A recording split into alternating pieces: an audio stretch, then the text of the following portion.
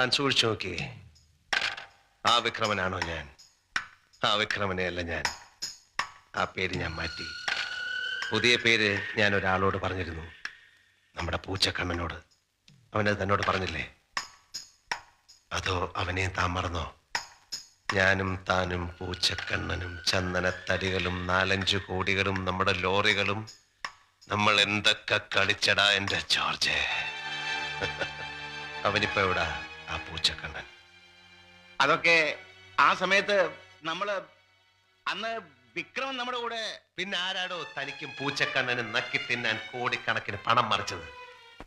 ഈ വിക്രമനൊന്നും മറക്കില്ല. രേഖകളാ, തെളിവുകളാ ഇതൊക്കെ. അതാ പറഞ്ഞത് ഈ രാഷ്ട്രീയ കുപ്പായം തനിക്ക് ചേരില്ല എന്ന്. തന്നെ കാണാമെന്ന് എന്നെ വേണോടോ തല്ലാൻ. സൂക്ഷിച്ചോ, കളിച്ച കളി മറന്ന് കളിച്ച് നല്ലവനാവാൻ നോക്കിയാൽ ഈ വിക്രമന്റെ സ്വഭാവം മാറും.